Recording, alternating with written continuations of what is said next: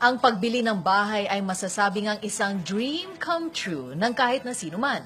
At dahil na rin hindi biro ang halagang nakasalalay sa pagbili ng mga ari-arian tulad ng bahay at lupa, hindi rin basta-basta ang pagtitiwala at pakikipagtransaksyon sa kahit sino.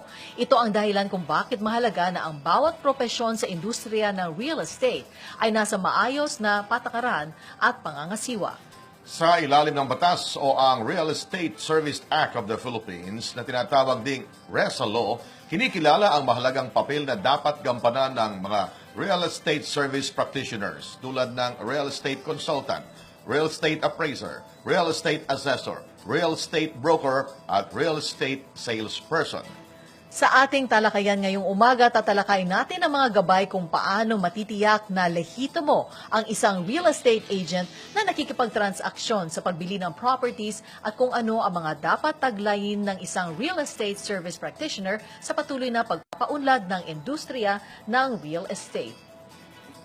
Marami tayong itatanong at nais malaman, kagaya din ng mga tagapanood natin na Amila, no? Kaya ipakilala na po natin ang ating mga panauhin ngayon. Real Estate Brokers Association of the Philippines President, Mr. Ronil Mercado. Magandang umaga po. Yes, Good morning. Good morning. At kasama po niya si Attorney Lyndon Gabriel Perez, Vice President, Internal and Lecturer siya. Yes. So, Good morning, Good Gani and Ameline. Good morning din ho sa lahat ng ating viewers and listeners sa opisina at sa bahay. Yeah. Thank you. Ayan. O tamang-tama kasi 'di ba sabi nga nila may real estate boom daw sa ngayon. Pero parang syempre with that marami din kaming kailangan pang matuto dito para maging sound yung aming investment. Pero let's start with the people we will be dealing with when we either buy or sell a property, a real estate property. Ano ang tungkulin ng isang real estate service practitioner? And let's start first with usually kasi ang tawag talaga ang naririnig na namin dati realtor. Realtor siya. Oo. Yeah. Firstly, ang realtor kasi originated sa US. Then dinala dito, it's under a group which is a National Association of Realtors.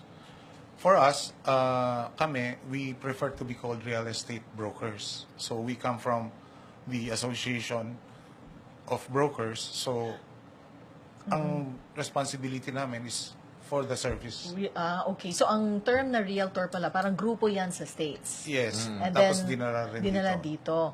Pero I understand na may iba't ibang roles yata sa real estate industry, no?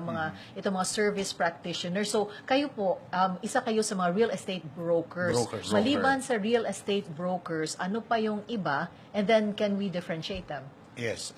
Attorney Gab? Yes, under the Republic Act 9646 or yung RESA Law, ang batas natin ay nag-define ng 5 real estate service practitioners. Ang mga tinatawag na yon ay yung real estate consultants, real estate appraisers, real estate assessors, real estate brokers, and real estate salespersons.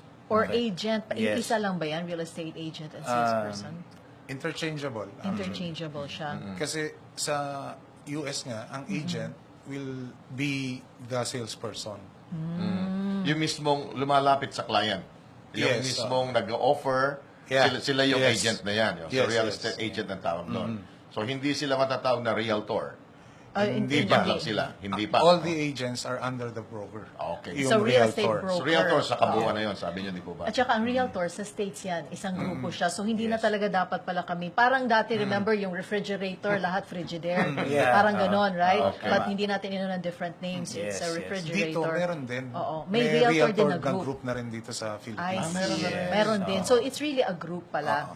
So ang proper term nga is yung real Real estate estate practitioners, brokers. Yes. Okay, ano namang difference? Ang brokers, kayo brokers, and then under sa inyo yung mga agents. Pero pwede din kayong mag-sell, katulad din ng mga agents. Ano lang ang difference ng real estate brokers at ang real estate agents? Okay. Or sales? Yes, real estate brokers and real estate agents, basically tama si President Mercado. Brokers are the one who supervises. Sila ang nagmo-monitor sa mga real estate salespersons. Okay? So, to be specific, ang brokers they act as agents of the owners or the sellers. They are the ones na yung bang nagfa-facilitate na magkasundo ang buyers at sellers at a given transaction. So, they do that in consideration of commission, ganyan, or any valuable consideration. So, yun ang pinaka-distinguishing factor ng brokers they are. You Yes. take an exam, di ba? Yung mga Yes, brokers. yes. License. Yes. Professionals. Yes. Oo, so Yes. na-under kayo sa PRC. Yes. Yun ang- Before, yun ang it was brokers. DTI, BTRCP. So, after DTI, nung nagkaroon na ng law, it was now given, the board exam is now given by PRC. I see. Okay, so kayo ang kumbaga, kayo ang nagse-set up ng kung ano ang magiging how the buyer can sell and everything. Para Yes. i-meet nyo yung mga sales agents and the owner of the real estate property, parang Yes, ganon. oo. I see. And then saan naman papasok yung mga appraisers, yung assessors at yung consultants? So, ang appraisers and consultants, iba rin ang functions nila sa industry. Ang consultants, basically, dahil mataas ang qualifications required, for example, 10 years experience as a broker in practice and 5 years experience as an appraiser, also in the practice, they are the ones na ine-expect na magbigay ng competent advice and recommendations sa mga clients nila as to kung paano gagamitin ng mas maayos, paano bibilhin yung property. So, they are, from the term consultants, sila yung expert people to ask and to give proper advice in a given transaction. Whereas, ang appraisers naman, itong professionals po na ito, sila naman, ang duties nila is more on arriving at an opinion as to the value, no? Yung karapat-dapat na maging presyo ng property sa merkado, kung magkano ba to dapat ibenta at magkano ibilin ng party sa isang transaction. All of those services are also in consideration of a fee. Let's say kung magbebenta bebenta namin ni Gani yung let's say may house and lot. Pwede kaming lumapit sa appraiser para sabihin niya kung magkano ang pwede naming, how much it can be sold for. Oo. They are the people to ask to arrive at an opinion on kung magkano yung dapat na value. Anong difference niya sa assessor? Akala ko parang Ang kaparehas assessor lang. kasi is a government employee. Okay. So, ang assessor, siya yung in charge of valuation of properties within the municipality, yung coverage, local government units. So, sila yon. So, ang appraiser is private. So, magkaiba sila ng parang ending ng opinion of value. Because the other one is for local taxation, the other one is for the fair market value of the property. I see. Kasi sa assessor mo i-determine kung magkano ang buwis ang babayaran mo pag Yes, nagbenta ka ng yes. bahay. And then ang appraiser naman, yung magsasabi kung magkano ang Fair market fair value. market Yes, value. I see. So, yung talagang makakausap mo rito at dapat mong kausapin, yung bang agent o yung broker? O habang kausap mo yung agent, mag-check ka sa broker kung yung broker ay licensed broker. Kasi di ba, pag sinabi licensed broker, Yes. pero yung agent, dapat ka namang magtiwala kung agent pa lang ang kausap mo.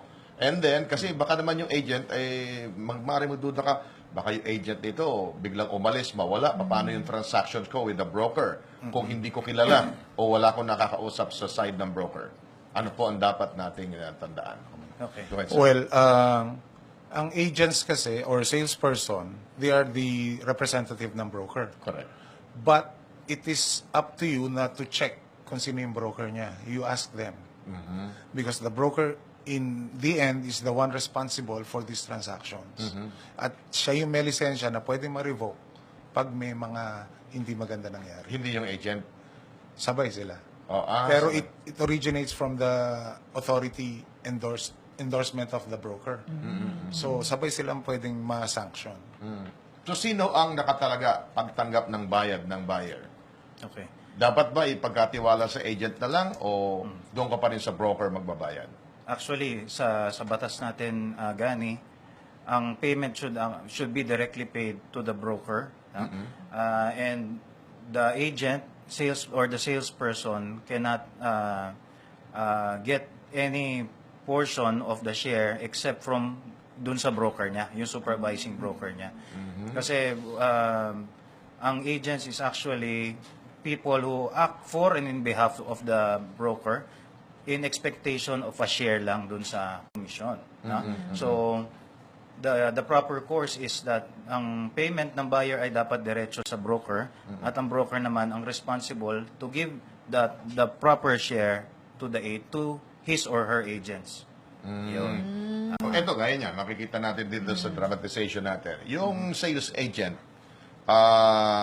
real estate agent ninyo, talagang lahat binibigay, magsa-sales stock yan. Lahat Yes. na magaganda dun sa property, sasabihin niya yan. Ngayon, baka naman mapasobra yung kanyang sinabi na wala naman doon sa contract talaga, na o wala talaga doon sa tunay na pangyayari. Ano? So, dapat ba naka-black and white lahat ng sinabi ng agent doon? O dapat i-check din ng buyer kung totoo yung sinasabi lahat ng agent, mag-double check o mag-counter check doon sa broker? Ano po maganda? Okay. Basically, ang tinutukoy mo, Gani, is yung representations ng agent. So, ang tinatanong mo is, dapat ba naka-black and white yung representations niya? Oo. Kung nagdududa sila, baka hindi naman tama, baka hindi talagang yun ang sinabi ng agent kasi baka nagsi-sales stock lang, no? Oo. Correct. Ang representations ng agents and all the practitioners should be properly documented to protect the buyer. Yes. No? Kasi whatever, kung ano man ang pinapangako ng agents or kahit ng brokers, eventually kapag merong mga pangako na hindi natupad, it will, kumbaga, ang magiging resulta rin yan ay kailangan patunayan mo rin na totoong pinangako sa iyo yun. No? Kailangan mo mapatunayan. So, kailangan mo ng pruweba na ebidensya na talagang pinangako sa iyo to at hindi na i-deliver. Okay. So in a transaction pala, let's say if you're selling, binebenta mo yung bahay mo, hindi pala basta-basta na magkuha ka ng magbebenta ng bahay mo.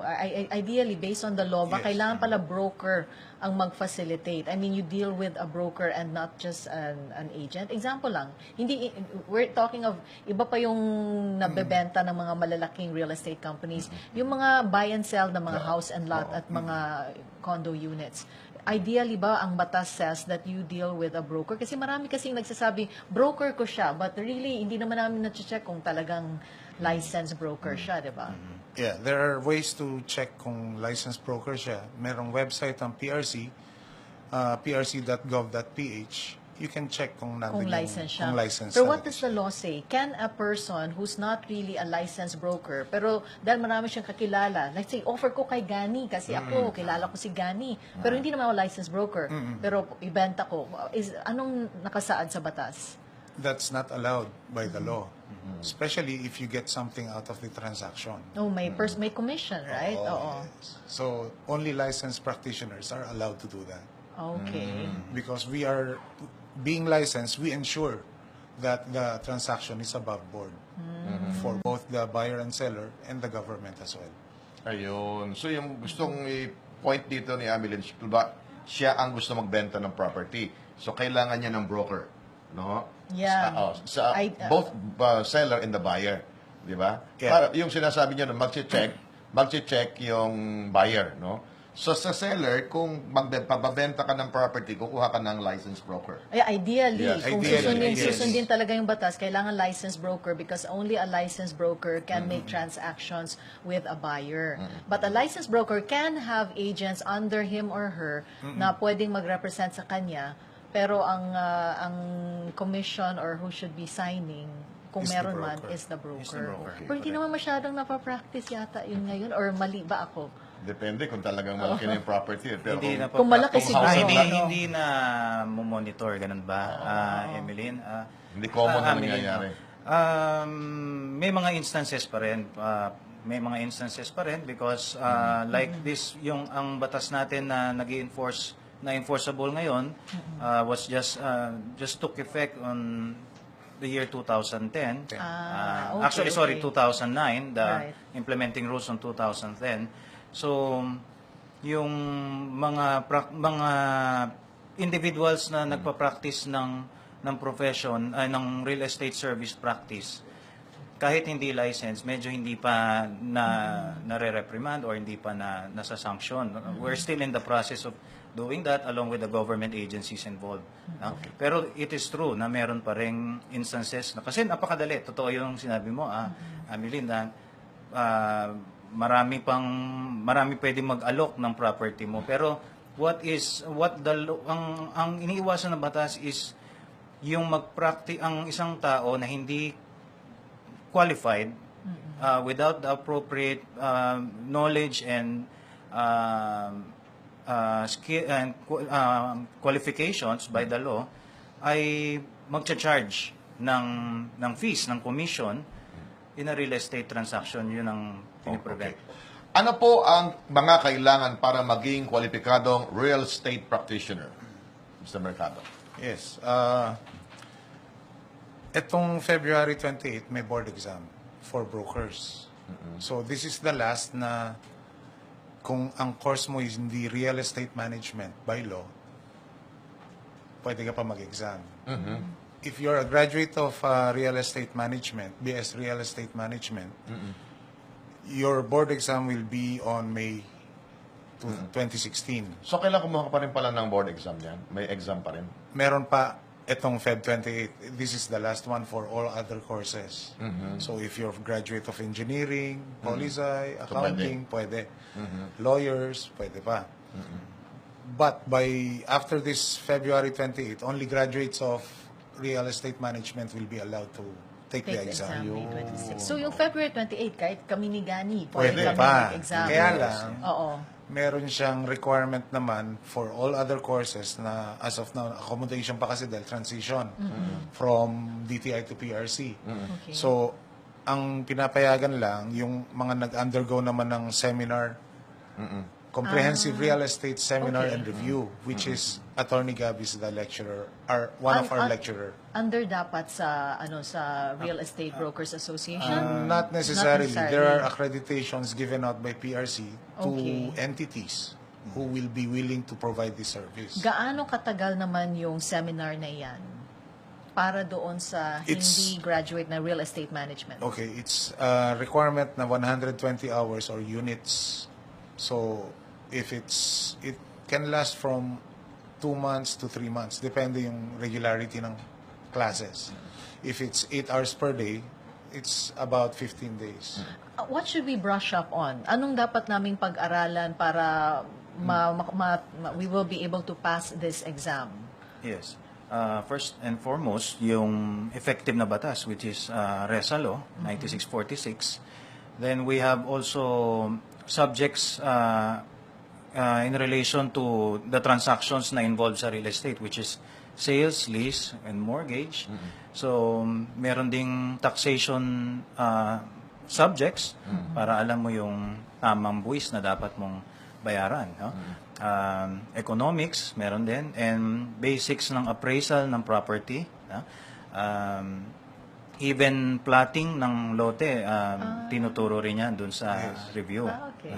And also yung documentation and registration processes, yan ang basic subjects dun sa courses. Tumataas ba ang demand since na nagbo-boom ang real estate business ngayon? Mas marami bang kakailangan nating practitioner sa sektor na ito sa mga susunod na panahon? May ganun po bang trending? Yes, as of now, boom pa naman ang real estate industry. So, developers are mushrooming all over the country. Actually, nag-expand na sa provinces. And all these developers will need a broker to market their products. And dapat nga natapos na yung board exam for other courses last year. Kasi merong provision yan sa law na once the course is available, hindi na dapat payagan. Ang pwede na lang yung graduates ng Real DSRM. estate management. Pero ngayon, because of the demand for the Yeah. market, since it's still up, Oo. pinayagan pa one last time this time. Oh, so, Okay, so get- kailangan- Dapat wala let na me eh. let me get it straight. So after this exam pala, hindi na pwedeng maging broker ang Hindi kumuha graduate. ng ibang courses. Yes. Kailangan maging real estate management graduate ka Yes. para ka maging real estate broker. Yes. Oh, okay. So last na pala talaga, Last na May talaga. 26. No, Kaso- Feb Feb 28. 28. Wala na. This paano coming kung- Sunday. Yeah. So, This it's Sunday na. basically, This coming Sunday. Oo. Medyo nahuli tayo. Medyo na. Kasi ang Pero exams, nakapag-register na ba sila? O Yeah. pwede pa Yes, kumabol? tapos na ang Tapos na. registration, Tapos Feb na ang 9. registration. So, hindi ba Okay. mahirap ipasa yan o ilang percentage ng passer dyan? Normally, ang pumapasa mga 50 hanggang mga 60% lang ng examinees. Hindi rin Alright. lahat, ha? Yes. Hindi rin. Kasi lawyer na nga siya, hindi nag-top eh. Oh, yun ang nagtapos. Actually, Oo, kasi kasi maraming batas ang ano dito. diniderive na subjects from law, the Maraming laws, law no? Yes. Daming ang approach is more on the laws kasi we palagay namin it's the PRC's aim to really professionalize and to educate. So every practitioner should be informed of the laws involved. So ano na talaga, from now on, you have to take real estate your course should be real estate management para Yes. maging broker. Yes, Pati ba maging appraiser, ganun din, real estate management? Ano naman ang requirement nun? Ang appraiser, currently, ang requirement is yung course nga, real estate management. So, dalawa entry level mo. It's either broker or appraiser. Okay. As of now. Okay. Pero they're thinking of making it broker na lang muna. Tapos meron kasing, under DTI, broker ka for 5 years, you can take the appraisers. I see. Parang 5 years broker ka appraiser, muna. you can take the consultant's exam. Pinakamataas pala ang, well, hindi mo pinakamataas, pinaka-experience pala ang Yes, consultant. kasi ang consultant Oh, will okay. entail yung what you can do with the property you bought. Alright. Kunyari, 1 hectare of land, what is the highest and best use for that? Okay. The consultant will determine what I will see. be the best. Yun yung mga to put kausap na there. niya, yung mga real estate developers. Yes. Pero yung mga, ano ko lang, yung agents or yung sales agents, yun naman hindi kailangan ka ng lisensyado at hindi mo kailangan na mag-take ng real estate management. Kung gusto mo maging sales agent, Yes. magbebenta ka ng ng lupa. Yeah. Sa real estate sales persons, actually, ang requirement lang ng batas is they have to be accredited under the PRC or HLURB if they are engaging in project selling, under the supervision of and the certification of a real estate broker. So, sa ngayon, ang basic requirements ng salespersons ay at least 2 years in college, and they have to comply with at least 12 credit units ng real estate trainings and subjects. Yes. Really? Para Credit palang units? para palang kayo, abogado kayo. So, Yes, sir. Yeah. pumasa po kayo no, sa board. No? Meron kayong tinatawag sa staff niyo mga paralegal. Yes, Tama ba yes. yun? Meron yung paralegal o kaya meron kayong mga parang abogado.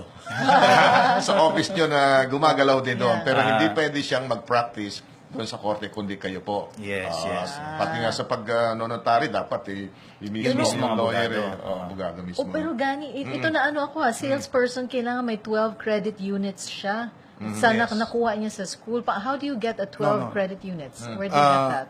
Second year college and 12 continuing professional development So this could be units. after, like I could Yes. study under Attorney Gab. Pwede na yun, 12 units. So, Okay. ano advantage? Let's say ako may property na gusto kong kailangan may broker ako. Ano advantage na kukuha ka ng broker? Kaysa direkta ka magbebenta, pwede ka naman maglagay ng signage sa harap ng bahay mo o sa harap ng property na this property is for sale o kaya naman direkta kang kumuha ng mga sales agent mo. What are those advantages na kailangan may broker ako? Well, the best would be, if you have a property, you want the most exposure. So, how do you do that? You multiply kung sino yung pwedeng mag-expose sa property mo to the seller, the buyers. Kasi if you limit your exposure, hanggang dun lang yun. Baka mas matagal sa market yung property mo. Baka naman ang worry nila mas tataas yung presyo nito at baka hindi lalong mabenta kasi magcha-charge. Magkano Yeah, ba magkano charge commission? ng broker at saka ng sales agent? Ang rate na usually na nagpe-prevail is nasa around 5% ng contract price. Okay? So, pero if ang worry naman is yun nga baka tumaas, no? Doon naman yung kapalit nung expertise nung broker, no? Kasi it's not just about selling ang binibigay na serbisyo ng broker. It's actually more on giving advice muna, no? Kasi maraming properties na merong defects, merong mga may mga problema, no? Na bago ibenta ay may advice na muna ng broker niya kung paano i-resolve ito para mas mabiling ibenta. At the same time, yung value, kung seller ka lang at hindi mo kabisado ang tamang presyo sa merkado ng property mo, mabibigyan ka advice ng broker. Okay. So both doon sa seller at saka sa buyer, protection nila yan. Yes. Para ma-double check muna kung clear yung title at saka Yes. walang problema pa itong property. No? Now, to enter into the real estate industry, either as a broker, an agent, appraiser, ano bang mga kailangan mong paraan, attitude na that you should have? Anong mga iba pang skills na kailangan meron ka? Anong mga skills o katangian ang dapat taglay ng isang Real estate service real estate practitioner. service practitioner? Okay. Ang broker kasi, parang lawyer na rin siya. So, aware siya din sa laws governing yung transactions. Dapat. Tapos, ang broker din ang maglalakad ng documents mo para maayos mailipat sa buyer. Then, so, it is in-depth knowledge of the law at saka processes of the sale. And then, meron pa yung attitude like, syempre, kailangan masipag ka rin for you have to be out there and meet people and essentially advertise yung sarili mo and the properties you present. So, marunong ka sa sales and marketing. Sales and marketing talaga. Karamihan ngayon sa mga sale ng properties na binebenta, mga ng condominium, no? Dumadami ba yung condominium units? Yes. Or yung house and lot, pa rin? House and lot na single detached subdivisions? Sa Pilipinas kasi, kahit saan man sa mundo, ang lupa kasi hindi na talaga ginagawa. Hindi naman yung produkto, nandyan lang yan. Nakakapag-reclaim ka lang ng konti. Pero in the end, kung ano lang yung available, yun lang pwede mo ibenta. So, para dumami yung ibebenta mo, the developers are opting for vertical. Vertical. So Vertical high-rise. Medium development. rise, high-rise. Medium rise and high Medium rise. rise. Because that will put more people in one specific area. Kasi ang house and lot, remember, for every single detached unit, malaki na kagad yung kanyang cut. Tapos, meron ka pang kalye for that. Samantalang sa high rise, you only have corridors. So padami na yung ating mga condos ngayon, yung mga high-rise, mga vertical buildings. Yes, as of now, Residential. there are a lot of condominium units na available sa market and they are already priced from the lower end hanggang high end. Ano mas mataas ang presyo? Yung sa upper floors o yung medyo nasa baba? Depende sa building. Kasi kung mid-rise ka lang at wala ka elevator, mura yun sa taas. Mas mura yung sa taas. Aakyatin mo sa hagdan yun eh. Pero pag may elevator, Pag may elevator, mas mahal sa taas. dahil mas may view. Lalo sa penthouse. Yes. Kung may penthouse pa yung building mo. Generally, as you go higher, basta't may elevator, it's higher yung presyo. Mas gusto nila yon. Mas gusto nila, mas presko, mas maraming view, maraming added features ang higher floor. Huwag lang yung may sakit ka sa lula. Masyado kang... Pero yan, napaglalabanan naman daw yun. Ngayon, paano malalaman na lihitimo ang isang real estate service practitioner? Ako, halimbawa, buyer ako. Paano ko ma-check kung legitimate itong lumalapit sa aking sales agent? Okay. Sa sales agent, ang nabanggit natin kanina, ang number one requirement is they have to be accredited. No? Dalawang ahensya ng gobyerno ang nagme-maintain ng list ng accredited salespersons. Number one is yung PRC, pangalawa is yung Housing and Land Use Regulatory Board, HLURB, for project sellings. So, kung gusto mo malaman kung lehitim mo, you first verify kung talagang accredited sila at sino yung real estate broker na nagsusupervise sa kanila. Sa real estate brokers naman, doon saan namin pwedeng makita yung listahan ng mga licensed real estate brokers? Yes, pareho rin po. Doon din, PRC yes, din ma'am. and HLURB. Yes. Okay. Alright. Ano-ano ang mga dapat itanong sa isang real estate service practitioner bago bumili ng bahay? Okay, kung buyer ka, ano ang mga dapat naming mga questions na dapat naming itanong sa whether sa sales hindi na agent ang usually ginagamit na pansin ko. Salesperson. Salesperson Salesperson. or broker. Yes. Ano ang dapat naming itanong? Well, actually, you should ask everything under the sun. Kasi meron tayong tinatawag na caveat emptor, buyers beware. So, ibig sabihin nun, it is your sole responsibility as the buyer to determine kung tama yung property na binibili mo. But, the broker, being a broker, can really help you determine kung ano talaga ang dapat gawin. O ano ba ang Yung- dapat gawin? Ano ba ang mga talagang dapat gawin, dapat itanong? The first thing is you verify yung title mo kung legitimate siya. The broker will do his due diligence by going to the government agency in charge of that, which is LRA, yung RD kung tawagin natin. So your title will have a copy sa RD if it is legitimate.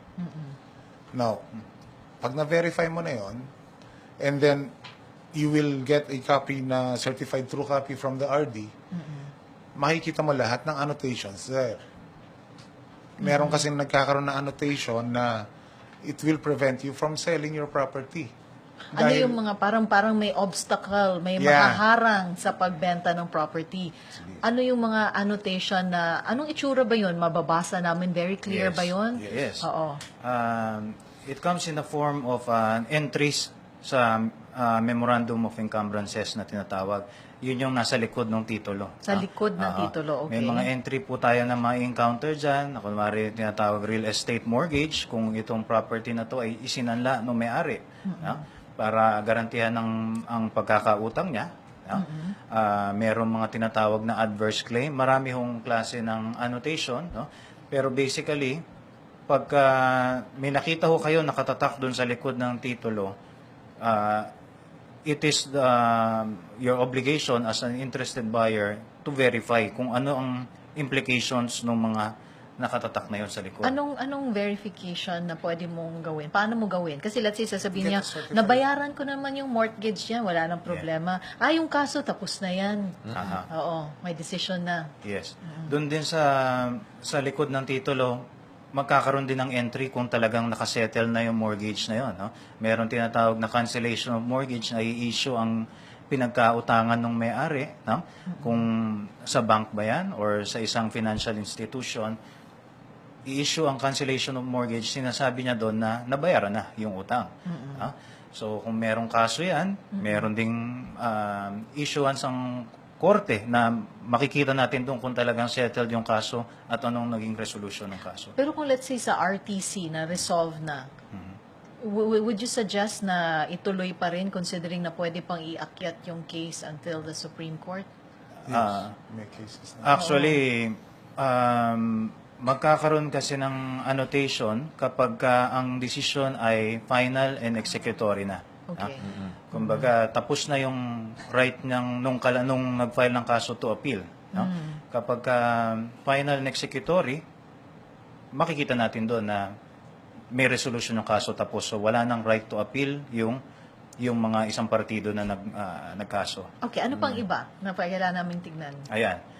Meron pa yung with regards to Rule 74 of the Rules of Court, itong pinaka-common, Ameline, yung mga properties na inacquire ng mga tagapagmana sa isang tao na namatay. May no? naghahabol. Yes. pala, Oo. Yeah. So, kapag ang isang property ay na-settle through an extrajudicial settlement, kailangan maging, meron kasing tinatawag doon na 2-year period na merong annotation yung titulo within a 2-year period na sinasabi niya lahat ng pwede maghabol ay pwede maghabol within the 2-year period habang nandun yung annotation. So that would put you on guard na kailangan medyo i-check mo tong property dahil baka nga meron pang claimants or may creditors na pwede maghabol dun sa property pagkatapos mo bili. Ayun. May iba pa ba So, na dapat kailangan clear namin pala tignan? Yes, merong adverse claim, yan ang pinaka-uso, madali kasing gawin, no? Yung adverse claim. Ang isang tao na naghahabol sa isang property, ang number 1 niyang gawin ay magtatak ng adverse claims dun sa titulo na nung tao na hinahabol niya, no? Yan ay madali lang ipatatak dahil ikikwento mo lang dun sa RD kung ano yung basihan mo sa paghahabol, no? So almost in very common instances na talagang itinatatak yun kaagad ng RD upon presentation. So it will be valid for 30 days, no? After 30 days, pwede na ipatanggal yung adverse claim. Pero kapag ka ikaw ay interested buyer, nakita mo na merong adverse claim, medyo mag-iingat ka na. No? Yes. So, iyan pala dapat tinitingnan din ng isang broker yan. Yes, Di ba? yes. Kasi later on, baka magkaroon ng At baka saka- magka-problema sila pareho doon pag may nasa korte na. Oo, as a buyer, kailangan alam mo rin ito. And Yes. then kung yun ang kagandahan kapag may broker ka na Yes. knowledgeable, pwede kang i-guide. I-guide, Pero inform these ka. are all mga documentations, mga Yeah. legal documentation nito. Ano pang iba namin kailangan makita namin kapag bibili Okay. kami ng property? Do we look at usually ang hindi nakikita niya, yung mga wiring sa ilalim, kung maganda ba yung source Okay. ng water, ano pa bang ibang dapat namin tignan? Siguro from the yung pinaka-basic that we could check is puntahan muna natin yung 4 na ahensya ng gobyerno that will have a record of the property. No? Tama yung sinabi ni Sir Mercado, yung RD, no? Register of Deeds, you get a copy of the title na nasa custody nila. You check kung ano yung pinakita sa iyo nung agent, Kung parehas ba kung doon parehas sa ba, copy. accurate, no? Alright. You get to know also the identity nung taong nagbebenta, kung siya ba talaga nga yung seller na nakikipag-usap sa iyo. Next is you go to the assessor's office, you kumuha ka ng kopya ng tax declaration na tinatawag nila, tax map, yung mapa, kasi nangyayaring instances na gano'n ganina, binebenta sa iyo, ibang property pala ang binebenta. Nasa ibang location. Nasa pala. ibang location pala. Meron yun. Mga Oo, kasong ganun. oo. Kasi hindi na check. Tinuturo sa iyo ng agent, yan yung binebenta, yung pala. Hindi pala yun ang binebenta. Hindi mo ma-identify kung nasaan talaga yung property na. So, saan mo i-verify yun? Yun, sa assessor's office. City assessor. assessors or ano. Kasi nandyan yung tax mapping, no, and tax Municipal declaration. or city. Yes. Assessor. So, ilan pa? You said RD, sa city assessors. Next Sino pa is dalawa? yung It's a treasurer. URD. Yes, that could also be one of the pero ang susunod with regard to yung mga common properties, yung treasurer's office, city or municipal treasurer's office, kasi you have to check if there are outstanding yung mga hindi nababayarang real property taxes. Isa yun. Yes, kasi Malaki pala. hindi mo alam, binibili mo, na pala, na-foreclose na pala, no? Na-foreclose na. So, and one more important agency is yung BIR.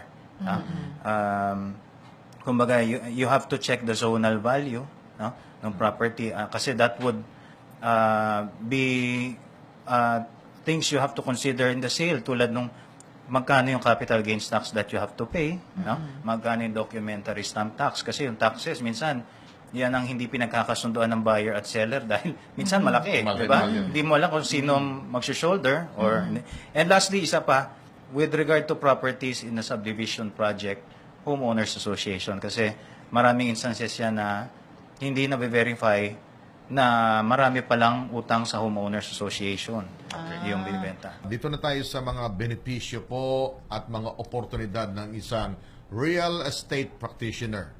Ano po ba ang kanyang, sabihin natin, mga benepisyo para sa kanya? Yung gustong pumasok dito sa trabaho nito. Well, yung rate nga na usual na 5%, hinahati naman yan sa salesperson and broker. So, take that percentage sa malaking amount, hindi na rin biro yung amount eh. So, maganda yung benefits. So kung ano naman yan, ano, hindi pa naman, let's say if the property is worth 1 million pesos, so merong kang 50,000. Oo. Doon ba sa broker o Sa sa broker sales? yun. Sa broker yun. And then, they can share, kung may salesperson, hati sila. Maghati sila. So 5%. Depende sa usapan nila sa kanilang agency agreement. Usually ba commission basis pag nasa real estate or meron ding nagbibigay ng salary based? Ang salary base normally sa developers lang. About allowances doon sa Allowances, depende pa rin sa usapan nyo. Kasi hindi naman lahat kailangan suportahan ng broker. Yung iba naman kasi, mas capable yung salesperson lumakad on his own. At if he will depend sa allowances from the broker, parang pupuntahan niya pa yung broker bago siya lumakad. Yung mga ganun. So, yung dynamics noon, they can talk about it sa kanilang agreement. mga incentives. Meron ba mga incentives silang matatanggap? Oo. Pag nabenta na, bukod doon sa commissions, meron pa bang mga incentives? Yes, especially doon sa mga practitioners na into project selling. No? Kasi yung mga developers, kumbaga they're really into that business and gusto rin nila yung mga effective na agents nila and brokers ay nabibigyan nila ng reward to motivate them. Kaya yan, yung may mga out of the country, ganyan, na packages na bibigay kapag na-hit yung certain degree of sales in a quarter or in a month. Yun.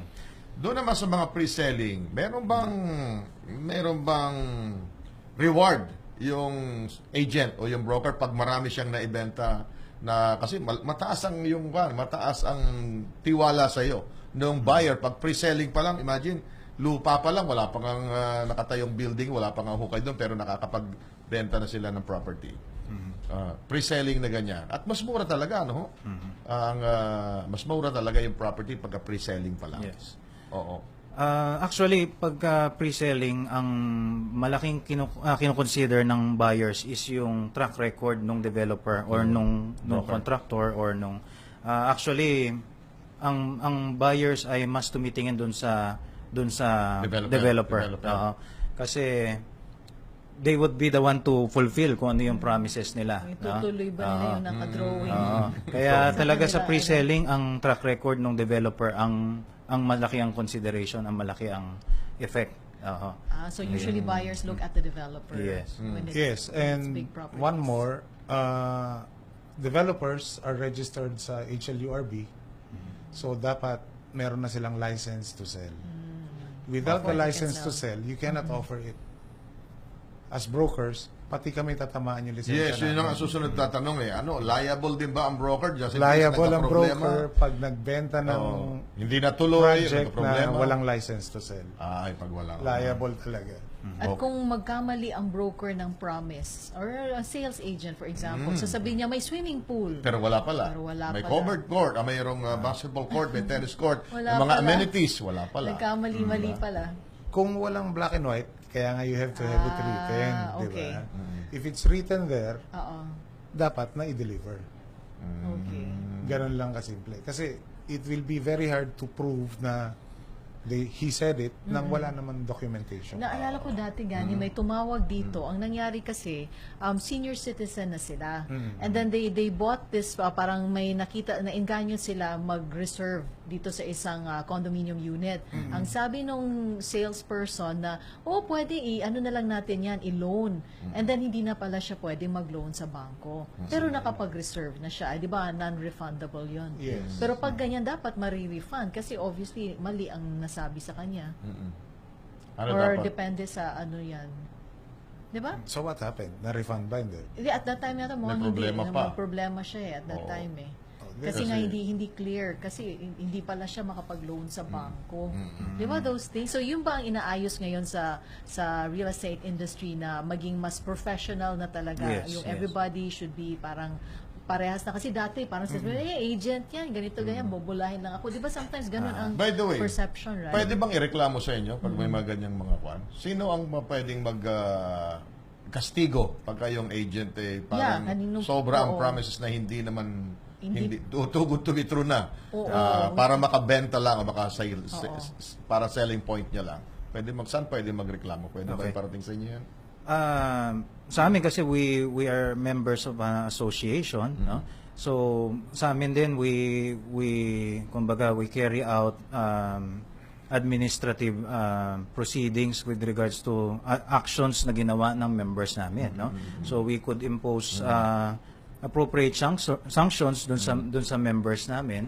Pero when you are really going after dun sa accreditation at yung license ng brokers, the best agency is the PRC and HLURB to either cause the suspension or probably the revocation of their license. Yes. Okay. Sige, salin natin yung ibang mga tagapanood natin at ibang mga kababayan natin dito sa ating talakayan. Ito pong si Jemwell ay dating isang professor at ngayon ay 2 taon ng property specialist. Anya, nasa puso talaga niya ang pagbebenta.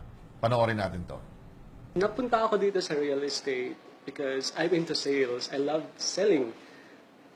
Way back in college time, I was selling different products and it turned out to be very income generating. Talagang nasa puso ko ang pagbebenta. Kaya eto, yung first sale ko was my co-worker in call center. Before kasi ako napadpad sa real estate, bumili muna ako ng bahay. Buyer agent ako, kumbaga. So, nung kumuha na ako ng bahay, naging, sinabi ko sa mga ka-office mates ko na, eto, nag-invest na ako ng bahay. And then, nagustuhan nila, kaya gusto na rin nila mag-invest. So, yung first buyer ko talaga, sinama ko sa site tripping. And then, nung nakita nyo yung site mismo, tsaka yung mga model houses namin, nainganyo na rin siya mag-invest. So, as real estate specialist, you really have to assist your buyer all the way, mula sa pag-reserve ng bahay hanggang sa makalipat siya. So, it's very fulfilling for me. How nice naman. Ayun, so- Kasi mahirap din siguro, I'm thinking na, kasi we're looking at really huge amounts of Yes. money ang kailangan ilabas ng buyer mo. So it's not something na parang pwede kang magbenta ng 10 sa isang araw, but I'm pretty sure meron dyan nakabenta ng gano'n. I'm pretty sure meron. Pero how do you keep motivated? Kasi may iba kasi sabi lang malaki ang kikitain mo, pero it doesn't happen overnight. Doesn't happen overnight. Pero minsan nga, yung gap matatagal eh. Yan, oo. Minsan, Ilang tripping na? Oo. Naka-100 tripping na ba? Hindi pa yeah. nakakabenta. we have to remember, Masiraan na sila ng loob, ano? So, paano? Numbers- Buti siya na-experience niya muna, di ba? Yeah. So, pinagdaanan niya na yun, dumaan na sa proseso, so alam niya na yung step by step. Pero- numbers game talaga kasi yan eh. So, the more people you interact with, masasalain mo yan pababa ng pababa hanggang sa magkaroon ka ng sale.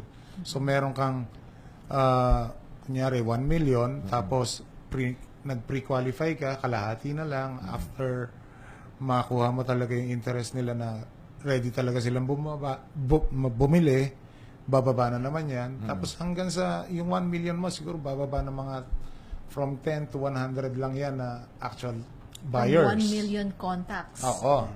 So, well, don't do the 1 million in the first day. Yeah. Siguro, magsimula ka muna sa 10. Then you will do the math. Later on, babalik din sa Pareto's principle. So, mafi-filter siya down to yung talagang serious buyers mo. Sineseminar niyo ba sila paano talaga to-market ng potential buyer? Yeah, at least hindi ka naman, there are like Para maraming... hindi suntok sa buwan na lahat nakakausapin mo eh. Oo. Actually, ang first dun sa question ni Ameline, how do you keep yourself motivated? First of all, the passion should be there talaga. Kasi pagka you love what you're doing, talagang interesado sa ginagawa mo, you would do everything to improve your craft and your performance. No? So you will continue studying, continue to develop yourself. No? mas magiging competitive ka. So you learn new techniques as you go on. So that is really the most important characteristic of a practitioner in this industry. Actually, marami naghahanap. Pero paano magtatagpo yung talagang seeker at saka yung talagang salesperson na yung yung iba hindi lang naghahanap, yung nagtanong lang ng tanong kasi meron tanong ng tanong pero hindi naman talaga walang intention na bumili. Merong may intention na bumili kaya lang hindi siya nakakatagpo So, pa ng agent na magaling. Yeah, how do you sift through the many contacts? Paano ang basis, ano ang maipapayo nyo? Let's say may property siya, let's say property niya ay condominium unit dito sa Ortigas area. Kailangan ba sa Ortigas area lang ako magbebenta or pupunta din ako sa Manila? Or pupunta akong Quezon City? Yung mga ganon. I mean, how do you... Seller tayo side or Oh, buyer let's say side? seller tayo. Seller naman. Okay. Oo. Well, you have to know yung when selling a property, hindi lang naman lahat nandun lang sa area mo eh. Meron din sa labas, meron din sa provinces, meron din abroad. Tulad nung meron kaming hinawakan sa may Ateneo area, we don't just market it in the area. Kasi may mga estudyante na papasok na kailangan ng unit para mas malapit siya sa school. Kahit nasa malayo silang lugar, that's why kaya sa kukuha. No? All the more na logical na ilabas mo yung property sa expose mo talaga. Otherwise, malilimit ka lang doon, tatagal lang yung sa market. O yung iba naman, investment lang talaga. Gusto Yes. lang mag-invest sila Paparent nila. kahit wala doon sa lugar nila, di ba? I-invest lang nila yung kanilang property. So talagang ilalawakin mo yung isipan mo Yes. kung sino Yeah. kaya ang magbe-benefit kung bibili siya nito. So hindi Yes. lang parang kahit sino na lamang, di ba? I mean, that way kasi it's easier for you to sell, in my opinion, kasi nga, at least mas magaguide mo ngayon yung mga bibili. Yes. You can identify them easier. Now, ito naman si Patrick ay isang property consultant. Alamin natin kung paano siya napunta sa industriyang ito. Actually, I started as a real estate agent. I took it because it was the opposite of my personality. It was, before I used to be shy and timid, but in sales, I learned how to overcome those fears. Being a property consultant is is a hard job, but it's one of the most rewarding jobs because your hard work and your effort, you could automatically see it in your paycheck. In sales, we have a saying na pag may tiyaga, may nilaga talaga. So, pag wala kang benta, ibig sabihin hindi ka nagsipag. Sipag talaga, no? Sipag ang kailangan. Yung nagbibigay ng mga flyers, sometimes kasi naisip ko, sayang naman, binibigay lang yung flyers na iyon. Pero ano ba ang batting average na kapag nagbibigay ka ng 100 flyers ay isa doon sa nabigyan ay interesado? Interested pa. Kasi di ba sayang sa papel? Actually, ano na rin yun na-approximate na rin yun nung mga developers and the companies. Kumbaga, there is really a portion of their yung costings na nakaset aside for marketing and advertisements. Part ng advertising and Yes. approach. Ano? Okay. Nasama na sa... Ano ba yung corporate sales head? Yung kanina, si Patrick ba yun? Yung ba, iba na naman to? Saan siya categorize as what siya? Oo, doon sa binigay nyo sa aming iba't ibang functions or roles. Yes. Or Hindi namin alam kung licensed siya or what. Pero yung consultant kasi is used by the highest level sa profession namin. So, you can be a consultant after you have been a broker for 10 years. But you have to take another exam for that. iba pa. Yes. Ang exam ng consultant is written at may revalida pa sila. May oral pa. Parang nagdi-defend ng thesis. Wow. Ganun ang exam So, ng hindi consultant. basta-basta pala yung consultant. Hindi basta-basta. Okay. Okay. Dumako naman tayo sa mga nagpadala na ng kanilang mga tanong. Ito na, ang daming tanong dito, pero unahin natin ang galing kay Rico Angelo Sales. Nag-site tripping po kami ng fiancé ko sa isang subdivision. Dalawa po silang agent ang nag-tour sa amin. We signed a small slip stating na sa kanila lang daw kami allowed na makipag-transact. Should we decide to buy the unit? Allowed po ba yon? Para bang kinontrata na sila, hindi kayo pwede makipag-transaction sa iba, nag-sign na kayo ng contract dito. Legal ba yon yung ginawa po? ng Small piece of paper lang daw. agent so, na yun. hindi siya... Depende sa developer. I think Sa rules this ng one is under a developer.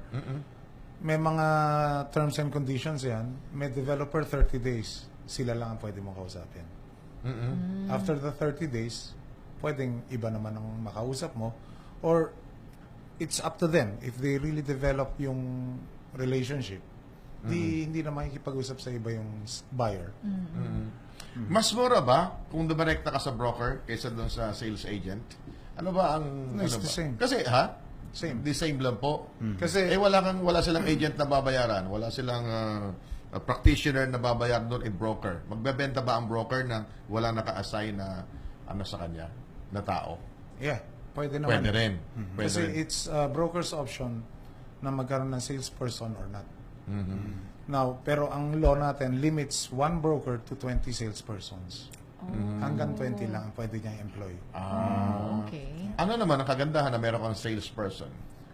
Yun nga, if it's a numbers game, the more people, the more exposure, the more possible production. Ganun lang yun. So yung exclusivity ba ang term nun? Yung mga ganun, depende na pala yan sa developer. Kasi I remember before, if you sign, di ba pag pumupunta ka sa site, Yes.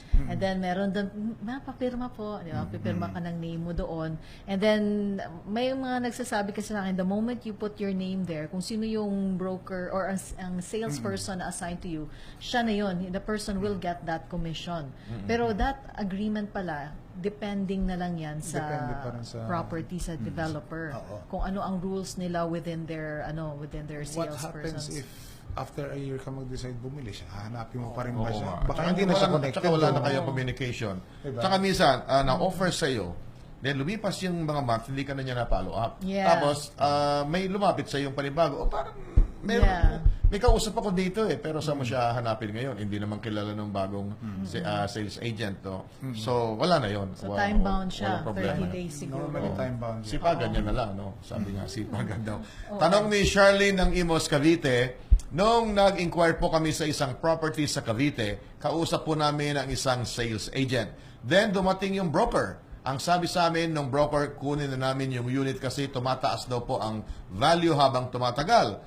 He even offered money na pwede niyang ipahiram sa amin for the reservation ng unit that day. Tama po ba yun? Di po kami pumayag. Ay, is it a strategy? Nagpahiram ng pera para... Strategy na ano? ito, deposit ba ang tawag doon? Pang reserve. Reservation. Reservation. Ito, pang reservation mo, 5,000, 10,000, 20,000 ang... But it's a strategy Tama ba naman. yun? Pero ethical ba siya? No, it's not. It's not ethical. Parang, Parang binuyo mo na siya na mag-reserve na tapos sisingilin mo rin siya in the end. Tapos, parang napuwersa siya maglabas ng pera na hindi niya naman linabas. Oo. Di ba? Well, hindi naman sila pumayag din. So Oo. they were a bit, siguro. may utang ka ngayon pag hindi mo na... Iyan ang nga mangyayari. May utang ka. Unless na lang. In the first place, when it's a reservation, normally it's not refundable. Oo. Ay, Pag yun na. Talagang reservation. sisingilin ka ng broker. So, ang masama, hindi ka na tuloy, pero may utang ka. Yes. Di ba? Ganun mangyayari dun. Marami ho talaga pag reservation, hindi refundable. Ano? Yes. O ito, meron muna tayong trivia. Alam niyo ba, ayon sa global property portal na Lamudi, Philippines, mas malaki umano ang porsyento ng mga babae ang aktibo sa pag-research ng mga properties online kumpara sa mga lalaki. 6 sa bawat 10 o higit 60% ng mga property seekers sa Pilipinas ay mga babae. Ito raw ay nagpapakita na ang Pilipinas ay isa sa mga bansa sa Asia o saan ang mga kababaihan ay mas involved sa pagdidesisyon sa pagbili ng bahay o property. Yeah, meron term dyan eh. Ask ma. Ask ma. Ibig sabihin, Ask ask my my wife. wife. Oo. Kaya Tsaka- sabi nila, mas daw magbenta sa babae kasi mas mabusisi daw, madaming tanong as compared sa mga lalaki. I Ang don't sabi know, based on naman your sa experience. amin, ang husband daw or ang mga lalaki ang may final say lagi. yeah. At ang say na yon is yes dear. Yes, dear. Lalo kung siyempre yung lalaki ang talagang ang kumikita o nagtatrabaho siya ang pero Pero kung usually kasi, I mean, Mabusisi from what ang I mga see babae. before talaga kasi Yes, even if nagustuhan na ng lalaki pero pag sinabi na ng babae na ay Ayoko, ganito ayoko, ganyan parang mas na mapapatagal pa ang Yun nga, negotiation. yes, dear. Yes, Oo, yan ganun. lang dapat. Yun ang dapat ang Yeah. rule ng mga... So, anong dapat kausapin? Pareho sila? Yes, Yes. parehas. Yes, oo. Yes, always. Oh, kasi kailangan din Why? ng pirma nung isa eh. Pareho silang pipirma. Oo. Para walang problema. By law din kayo, you need both signatures. Eto, si Cora, may tanong si Cora, may gusto akong ibenta na property. Okay, seller naman siya. Saan kaya ako makakahanap ng mga licensed broker? We are an association of real estate brokers. Free-nash na ba yung number ng... Mamaya po okay. sasabihin natin. So, ipa-flash na lang mamaya yung number. Yung So, pwede doon. pag tumawag kayo, sabihin nyo kung anong area so we can refer yung chapter namin sa area nyo so they can assist you more fully. Oh, ito si 2786. Ang tanong niya, registered real estate broker siya but I practice it sparingly because of a full-time job. Now, retired na siya. Gusto niya i-pursue yung kanyang profession. Last time, nag-renew daw siya ng license niya sa DTI. Ang tanong niya, what are the requirements for renewal of my license with PRC? Tanong ni Jan Reyes. It would depend kung kailan siya pumasa, kung anong year. Okay. Kasi like for yung mga nagpumasa but was not able to obtain their license sa DTI, there are certain credit units they have to comply with para makapag-qualify, makakuha ng license sa PRC. Okay. Yes. Nakapag-renew naman siya yata with the DTI before, the last time, sabi niya. Okay. Oo, so ano ba siya ngayon? Anong next step niyang gawin? Punta na siya sa PRC? Yeah, Or- okay. Sige. Actually, tapos na yung period na yan. So hindi na siya. Naging pwede. batas yung Resa RESA law. law, yung RA 9646, lumabas yung kanyang IRR 2010. Nagkaroon ng 1 year for them to convert their DTI licenses into PRC. I see. So 1 year to comply. So that was 2011. So that was 2011. 2011. So hindi na. So ngayon, hindi na. Si Paul Reyes ng Makati, ang sabi niya, lisensyado ba itong mga agents na nakikita natin lumalapit sa iyo sa mga malls? Okay lang bang makipagtransaksyon sa kanila o hahanap at didiretso sa isang broker? What do you think? By law, dapat yung broker, supervising broker, nandun sa area kung nasan yung agents. So, para safe ka, hanapin mo yung broker. Sinong broker mo? Pwede bang makausap? Oo. Pwedeng ganun? Kasi ang agents or salespersons, under a broker naman yan eh. And as supervisor, dapat nandun siya sa area kung nasan sila. I see. So, Yun ang ruling. Yun ang ruling. So their broker should be in the vicinity kung nasaan yung site na iyon. Okay, Yes. but you can transact with them, especially if it's a kilala naman yung real estate company. I'm pretty sure naman siguro sinunod nila lahat ng Well, when the batas. time comes when you will be giving out money for reservation, kailangan nandiyan dapat yung yung broker. Kasi broker dapat na hindi tumanggap not ng them. cash. I see. Yes, yung I agent. see, I At see. saka walang bayad magtanong na magtanong. Wala Walang dapat. bayad magtanong na Wala magtanong. dapat. Oh, ito naman, si 6602. Sabi niya, si Imelda ng Santa Rosa, Laguna. If I were not able to pass the February 28 broker's examination and I am a BA Econ graduate, am I allowed to have a retake exam on May 2016? No.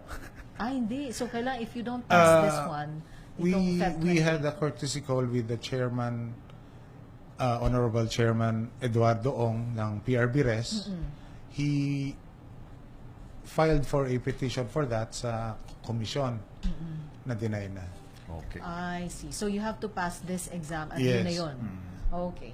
Alright. Alright, with that, marami na ho tayong na-discuss pero actually marami pang sagot. Marami pang tanong na hindi pa nasasagot dito. Kulang po yung time natin kahit kahigit isang oras na po tayo. Yung mga questions po ninyo, pwede nating ipadala sa ating mga bisita at siguro from time to time sasagutin natin dito sa ating mga next broadcast. No?